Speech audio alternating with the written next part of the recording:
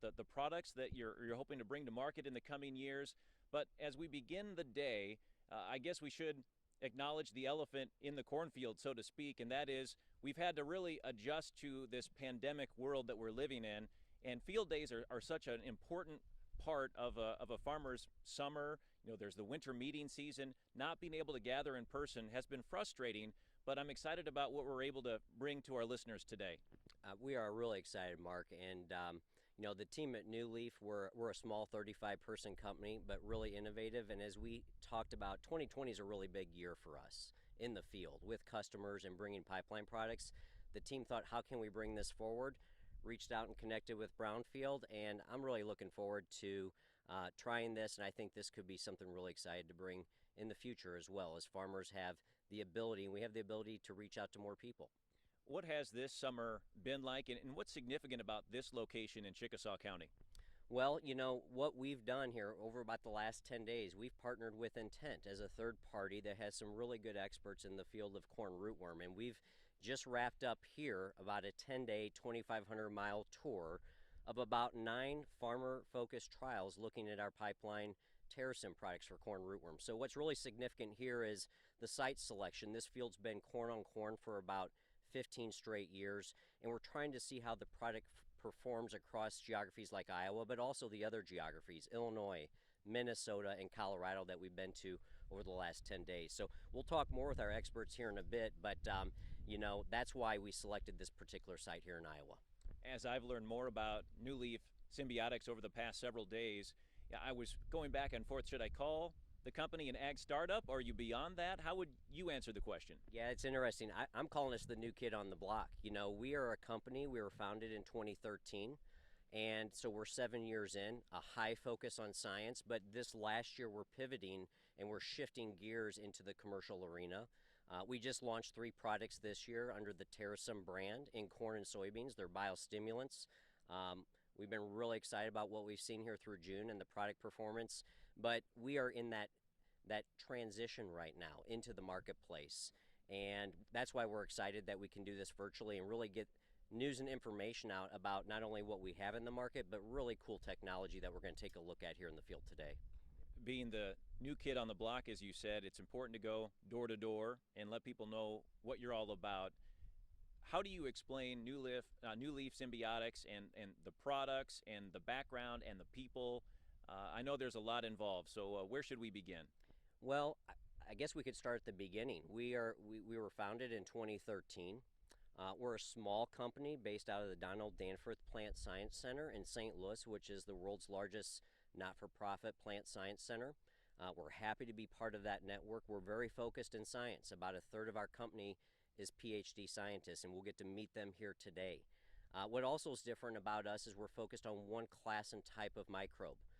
A class that in my prior world working in big ag really made my eyes open up and say, boy, there's something different happening here. And we're gonna take a look at that, both from a plant health and nutrition, but also from a pesticidal activity and mitigation perspective. We are supported by investors that are very focused in food and agriculture and figuring out how can we do things better and different in the future. So we don't just have what I call East Coast, West Coast money that's trying to flip their money. We have a core set of investors. If you look at our website, these are people that want to figure out how we can do things better in the future. So that's really kind of what we are as a company. We've spent a lot of the first 7 years focused on R&D. And then we recently hired myself and a few other people to figure out how do we bring this out into the marketplace? How do we get farmer feedback? And how do we bring these cool products to the market as quickly and efficiently as possible? Well, let's get to know you a little bit better. And what was it about NewLeaf that kind of opened your eyes and made you say, I want to be a part of this? Yeah, it's interesting. I spent about 18 years of my career at Monsanto and had a great run. Worked a lot in seed as well as chemistry. I led our North America chemistry or crop protection business. The last 3 years I worked and I was on our R&D leadership team. And I was in charge of biologicals and chemistry and advancing products through the pipeline.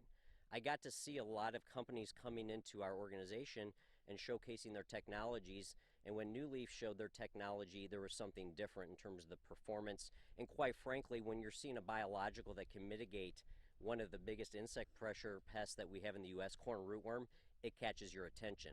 And quite frankly, I love building businesses. I have an entrepreneurial spirit. I grew up on a farm in southwestern Illinois, 16 miles on the east side of the St. Louis Arch. We still operate today, and I have interests with that. And I have that entrepreneurial spirit. So it was a combination of all those things. Building a new business, I firmly believe the future of biologicals is going to grow. And it's a question of how big of the pie of crop protection will it be 10, 15, 20 years from now. And today it's about 5% of the $60 billion global market, but it's going to grow. And I'm seeing things here, I think, that give us an opportunity to look really, really good in the field and check that out. Biologicals in agriculture, that can elicit a lot of different thoughts and opinions. When you think about the chemistry, or rather the biologics and the science behind that, more natural, if you will, obviously you see the attraction there that farmers would look at that for a number of reasons, but where do you go first when you're pointing out the potential benefits with biologicals? Well, there's tons of benefits. First of all, I think we are at the tip of the iceberg. The first benefit is it takes about 15 years and $250 to $300 million to bring a synthetic chemistry or a biotechnology trait into the marketplace. Through our screening, computational genomics, and our world-leading database of the one class of microbe that we have, we can bring products to the market in 5 to 7 years and for a fraction of that cost. So it gives us more shots on goal. It gives us more opportunity to bring solutions to the farm. And that's what farmers need right now. We need more innovation coming quicker into the farm. That's what gets me excited about biologicals. The other things, if you really look at both farmers, we all want this to work, okay? And at NewLeaf, we're putting a lot of science. We measure things twice and cut once, okay? That's how we approach things. And I think you're going to see that today with our scientists out here. We want to provide the best data and information to the marketplace so they can feel confident about this new class of microbe that we're bringing to the marketplace. The final piece is this is what consumers are looking for. They're looking for, again, like our investors, different ways. How can we do agriculture different and better in the future? Maybe not in the next 3-5 years, but over the course of a 20-year trajectory. That's what we can do. And quite frankly, just one little cool thing, we actually just scaled up the corn rootworm product last week and fermented it. You know, we brewed it and made it. And you can cover millions of acres out of an 80 to 100,000 liter tank. So the scale and the efficiency, just as one small example related to sustainability and how we do things better, that's just one really neat example. You've touched on it already, and we'll talk more about it throughout the day, but the portfolio for NewLeaf Symbiotics, what it looks like right now and what it could look like in the future. Absolutely. So we just launched this year in 2020 with corn and soybean biostimulant products. Been really excited how they've looked here mid-season in the marketplace. We're marketing under the TerraSym brand, so all our products will be marketed under the TerraSym brand. Next in the pipeline, we have some next generation corn and soybean biostimulants, but we're going to be submitting this corn rootworm TerraSym 201 and TerraSym 801 to the EPA by the end of this year. So we're in the final couple years until we have this technology in farmers' hands out here. We've also recently brought it out, and I think one of our scientists will probably chat a little bit today, but in the last 6 months, we've expanded our testing into high-value specialty and veg crops, tomato, leafy greens, where we've also seen some very nice and replicated responses for those markets. So, in addition to that, we've got crops like rice. We're looking at some specialty markets in cannabis, high-value specialty in veg, canola, wheat. Those are the crops that we're looking at. In addition to the biostimulants and corn rootworm, we've got some fungicide activity microbes that we've also recently submitted to the EPA. So we've got a really, really nice portfolio for the next 5 years that we're going to be busy bringing products to the market.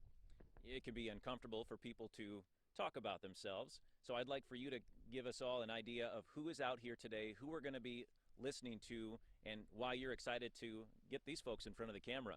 Well, we just have a great team at NewLeaf. Again, that's part of kind of this entrepreneurial. I think I hope, we're doing this live, we're just doing this real, and you're going to get the personalities of the team out here. Every single person on the team came to NewLeaf for the reason and the believability to build something. Every single person that you're going to see is an expert. They're PhDs. It could be in entomology, plant physiology, or they saw something unique when they're in their graduate school program with these literally pink microbes compared to the others, and they sought NewLeaf out. So we just have a phenomenal team, and we're happy that we have this opportunity to share our message and provide some awareness for being kind of the new kid on the block. We're live on social media, but we also want to point people to your website. So where can they find that online? Yeah, online the best places are NewLeaf Symbiotics, which is NewLeaf, one word, and then sym.com. You'll see the various tabs out there. We have a place that will provide just key, we won't update with crazy emails, but key email updates as we get harvest date in the fall, as we submit products to the EPA and provide, people in the industry key updates. And then the other piece here is Twitter. Erica on our team has done a great job building out social media, and a lot more farmers are really wanting real-time updates. So follow us on Twitter as well. I almost hate to point this out because we couldn't invite the public out to this field day, but how about the weather today? This is beautiful. We were just talking about the last 10 days. Overall, great weather for the team. Digging these plots is substantial work, as we'll see the roots that we've got out here. We're probably about mid-70s and a light breeze, so we couldn't ask for anything better. Looking forward to it. And before we close here, the fact that you've been across the Midwest recently, how would you assess the crop right now? It's been really interesting. We had the crop going early in a lot of places there in April, and then we had the cool, wet May. We had soybeans in a lot of places. Soybeans were planted before corn, and soybeans sat in the ground for 2 to 3 weeks. But all in all, and I know this is always difficult because it comes down to your own backyard and how the crops look, but we've been blessed in a lot of areas to have rain during some of the heat wave about 2 weeks ago, and now we're having a little bit of a cooler spell. So I think all in all, broadly speaking, the crops are looking pretty good. We do have lighter corn rootworm pressure, and we're going to let the experts talk a lot about that. That's one of the dynamics when you do these tours and you set up trials for the year. Luckily, we have some sites where we have the product and we can see it really performing out here. But that was one thing that we did see this year with the corn rootworm, lighter pressure. Well, don't get lost in the cornfield here. I'm going to get you back on camera in a little while, but thanks so much, Matt. Thanks, Mark. It's the NewLeaf Symbiotics Virtual Field Day here in Northeast Iowa. Mark Dorenkamp live on Brownfield.